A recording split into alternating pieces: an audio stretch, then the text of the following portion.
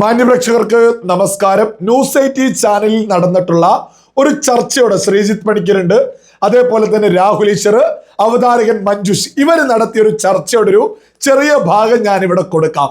എന്നിട്ട് രാഹുൽ ഈശ്വർ ഇത്രയും കാലം വാദിച്ചത് ഏത് രീതിയിലായിരുന്നു എന്നുള്ളത് നിങ്ങളൊന്ന് കേട്ടു നോക്കൂ.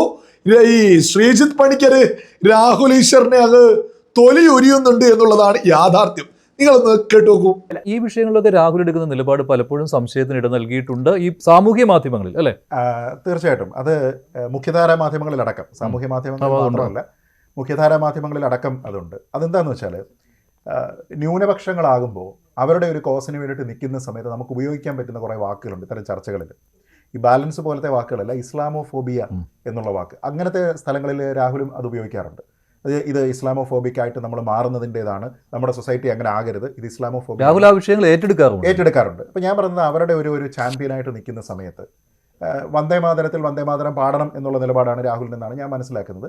എന്നാൽ അതേസമയം മുസ്ലിങ്ങളുടെ സെന്റിമെന്റ്സിനെ മനസ്സിലാക്കാൻ പൂർണ്ണമായി പാടുണ്ടായിരുന്നത് ആ സമയത്ത് ഈ പാട്ടിൻ്റെ ഈ വരികൾ എനിക്ക് ബുദ്ധിമുട്ടാണ്, അത് പാടാൻ പറ്റില്ല എന്ന് പറയുന്ന സമയത്ത് അത് ഹിന്ദു ഫോബിയയാണ് എന്ന രീതിയിലത്തേക്കുള്ള ഒരു വ്യാഖ്യാനം വരുന്നില്ല.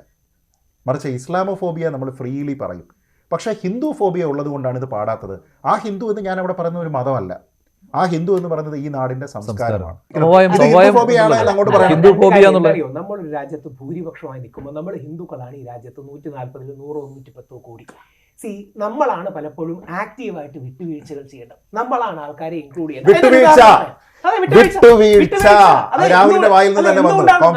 ഭൂരിപക്ഷം നമ്മളാണ് ഭൂരിപക്ഷം. കോംപ്രമൈസ് അവിടെയാണ് നമ്മൾ എന്തുകൊണ്ട് 1937 നടന്നത് കോംപ്രമൈസ് ആണല്ലോ, അല്ലേ?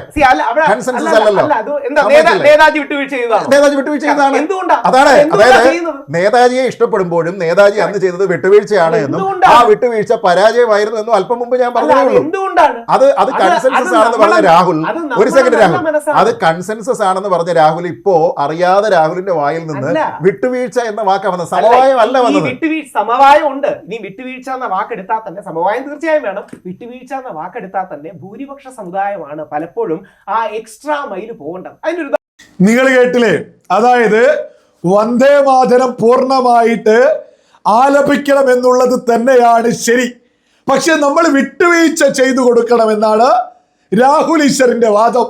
അല്ലാതെ ഈ പറയുന്ന സുഡാപ്പി തീവ്ര ചിന്താഗതിക്കാരായിട്ടുള്ള ആളുകൾ ഉയർത്തിപ്പിടിക്കുന്നതല്ല ശരി എന്നുള്ളത് രാഹുൽ ഈശ്വറിന് പോലെ അറിയാം. ഏത് രാഹുൽ ഈശ്വറിന്?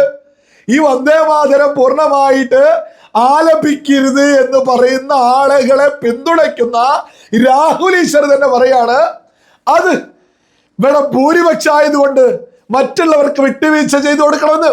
ഞാനൊരു ന്യൂനപക്ഷ മതമായിട്ടുള്ള മുസ്ലിം മതത്തിൽ വിശ്വസിച്ച് മുന്നോട്ട് പോകുന്ന ഒരു വ്യക്തിയാണ്. രാഹുൽ ഈശ്വറിനോട് ഈ ഒരു വിഷയത്തിൽ കൃത്യമായിട്ട് കുറച്ച് കാര്യങ്ങൾ മുന്നോട്ട് വെക്കാനുണ്ട്.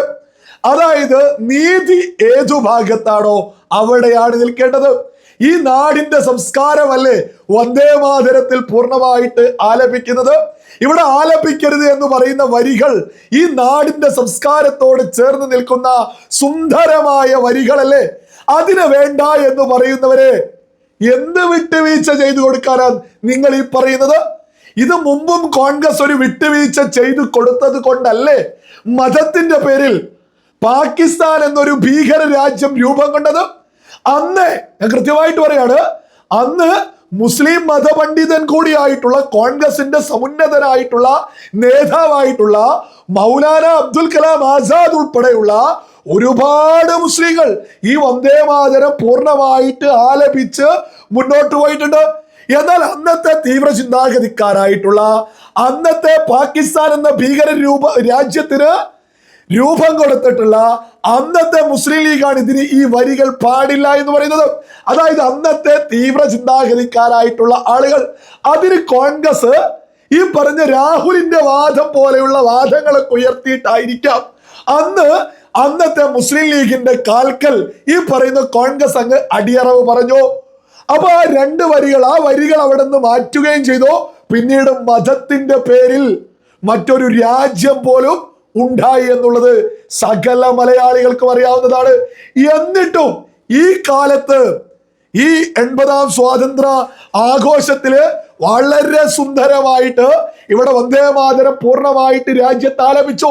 നമ്മുടെ കേരളത്തിൽ മാത്രമാണ്, അതായത് കോൺഗ്രസ് ഭരിക്കുന്ന കർണാടകയിൽ, തെലങ്കാനയിൽ ഇവിടെയൊക്കെ വന്ദേമാതരം പൂർണ്ണമായിട്ട് ആലപിച്ചു. എന്നാൽ നമ്മുടെ കേരളത്തിൽ ആലപിക്കുന്നില്ല. ഇവിടെ ഇന്നത്തെ മുസ്ലിം ലീഗാണ് അതിന് എതിരെ നിൽക്കുന്നത്, ജമാഅത്തെ ഇസ്ലാമിയാണ് എതിരെ നിൽക്കുന്നത്.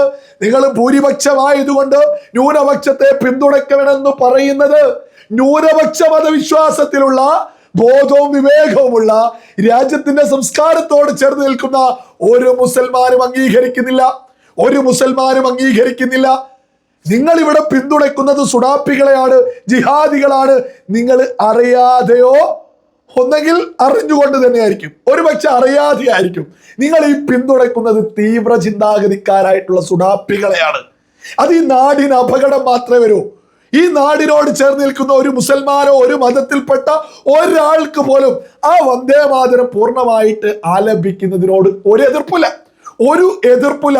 പക്ഷെ രാഹുൽ ഈശ്വറിനെ പോലെയുള്ള ആളുകൾ രംഗത്തെത്തിയിട്ട് ശക്തമായിട്ട് സുഡാപ്പികൾക്ക് വേണ്ടി വാദിക്കുമ്പോൾ നമ്മുടെ കേരളത്തിൽ ആ സുഡാപ്പികൾക്കൊരു ശക്തി പകർന്നുകൊണ്ടിരിക്കുന്നുണ്ട്.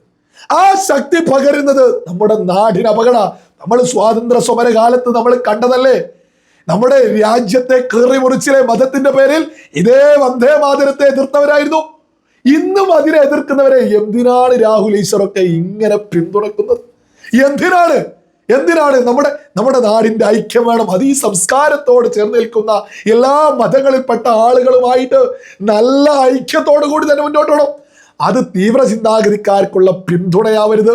ഇത് മാത്രമല്ല, ശ്രീജിത്ത് പണിക്കർ ഒരു പോസ്റ്റ് ഇട്ടിട്ടുണ്ട് ഫേസ്ബുക്കിലെ, ഞാൻ അതും കൂടി ഒന്ന് വായിച്ചു കേൾപ്പിക്കാം. രാഹുൽ ഈശ്വറിന്റെ ഇരട്ടത്താ പങ്ക് പൊളിയുന്നുണ്ട്. പുരുഷ കമ്മീഷന് വേണ്ടി നിരന്തരം വാദിക്കുന്നയാളാണ് എൻ്റെ സുഹൃത്ത് രാഹുൽ ഈശ്വർ. അതുകൊണ്ട് എവിടെയെങ്കിലും പുരുഷന്മാർക്ക് അനുകൂലമായ ഒരു കോടതി പരാമർശമെങ്കിലും ഉണ്ടായാൽ അതേക്കുറിച്ച് അദ്ദേഹം അഭിപ്രായം പറയും. എന്നാൽ പാലത്തായി കേസിൽ കേരള ഹൈക്കോടതിയുടെ ഇടക്കാല വിധി വന്ന് ദിവസങ്ങൾ കഴിഞ്ഞിട്ടും പ്രതിയുടെ ശിക്ഷ മരവിപ്പിച്ചിട്ടും ആളെ ജാമ്യത്തിൽ വിട്ടിട്ടും രാഹുൽ ഈ വിഷയത്തെക്കുറിച്ച് പ്രതികരിച്ച് കണ്ടില്ല. എന്താവും കാരണം? ഞാൻ ഇനി കാണാത്തത് കൊണ്ടാണോ, അതോ ഈ വിവരത്തെക്കുറിച്ച് രാഹുൽ ഇതുവരെ അറിഞ്ഞിട്ടുണ്ടാവില്ലേ? അതായത് രാഹുൽ ഈശ്വർ നമുക്കറിയാം പല വിഷയം നമ്മുടെ കേരളത്തിൽ നടക്കുന്ന ഒരു ഏതൊരു വിഷയമായിക്കൊള്ളട്ടെ, ഒരു ഭാഗത്ത് പുരുഷനാകുമ്പോൾ പ്രത്യേകിച്ച് പീഡനം ഇത്തരം കേസുകളൊക്കെ ഉള്ള ആരുടെ ഒരു പുരുഷന്റെ ഭാഗത്ത് നിന്ന് പുരുഷ കമ്മീഷൻ പോലും വേണം എന്നൊക്കെ പറഞ്ഞ് വലിയ രീതിയിൽ വാദിച്ച് രംഗത്തെത്തുന്ന ഒരാളാണ് രാഹുൽ ഈശ്വർ. പക്ഷെ പാലത്തായി കേസുണ്ടല്ലോ, പാലത്തായി കേസുമായി ബന്ധപ്പെട്ട് ഈ സമയം വരെ പത്മരാജൻ മാഷിന് വേണ്ടിയിട്ട് ഒരക്ഷരം ഈ രാഹുൽ ഈശ്വർ മിണ്ടിയിട്ടില്ല. എവിടെയാണ് രാഹുൽ ആരെയാണ് പിന്തുണയ്ക്കുന്നത് എന്ന് കൃത്യമായിട്ട് മനസ്സിലാക്കുന്നത്? ഇനി അവിടെയും കൃത്യമായിട്ട് രാഹുൽ ഈശ്വറിനോട് ഒരു മുസൽമാൻ എന്ന നിലക്ക് പറയാനുള്ള ഒരു മറുപടി കൂടിയുണ്ട്. അതായത് മുൻ ഡിവൈഎസ്പി റഹീം മുസൽമാന, മുൻ ഡിവൈഎസ്പി രംഗത്തെത്തിയിട്ട് പത്മരാജൻ മാഷിനെ പിന്തുണച്ചിട്ട് കൃത്യമായിട്ട് പറയുന്നുണ്ട് ഇത് കള്ളക്കേസാണ് എന്ന് തന്റെ ഫേസ്ബുക്ക് പോസ്റ്റിലൂടെ രംഗത്തെത്തിയിട്ടുണ്ട്. അവിടെ പഠിപ്പിക്കുന്ന അധ്യാപികയായിട്ടുള്ള ലൈല ഈ പത്മരാജൻ മാഷിന്റെ വക്കീല് ചാനലുകളിലൂടെ കൃത്യമായിട്ട് പറയുന്നുണ്ട് ആ അധ്യാപിക പത്മരാജൻ മാഷിന് ഒപ്പം നിന്നോ. എന്തുകൊണ്ട്? നീതിയുള്ളത് കൊണ്ട്. ഇവരും മുസൽമാനാ. രാഹുൽ ഈശ്വറിനോട് പറയാനുള്ളത്, നിങ്ങൾ സുഡാപ്പികളെ പിന്തുണയ്ക്കരുത്. ഈ നാടിനോട് ചേർന്ന് നിൽക്കുന്നവരെ പിന്തുണക്കണം. ഈ നാടിന്റെ സംസ്കാരത്തെ പിന്തുണക്കണം. ഇവിടെ ഭൂരിപക്ഷം ഇന്ന മതമാണ് എന്ന് കരുതിയിട്ട് സകലതും വിട്ടുവീഴ്ച കൊടുക്കേണ്ട യാതൊരു ആവശ്യവും ഒരു ന്യൂനപക്ഷ മതത്തിലുള്ള ഒരാളും പ്രതീക്ഷിക്കുന്നില്ല. അത് പ്രതീക്ഷിക്കുന്ന ഇവിടെയുള്ള തീവ്ര ചിന്താഗതിക്കാര് മാത്രമാണ്. നിങ്ങൾ ഈ രാഹുൽ ഈശ്വറൊക്കെ നാടിന്റെ ഐക്യമാണ് ലക്ഷ്യം വെക്കുന്നത് എങ്കിൽ ഇവിടെ സുഡാപ്പികളെയും തീവ്ര ചിന്താഗതിക്കാരെയും വളർത്താനുള്ള വളമായിട്ട് മാറരുത് എന്ന് മാത്രമേ രാഹുൽ ഈശ്വറിനോടൊരു റിക്വസ്റ്റ് എനിക്ക് മുന്നോട്ട് വെക്കാനുള്ളൂ.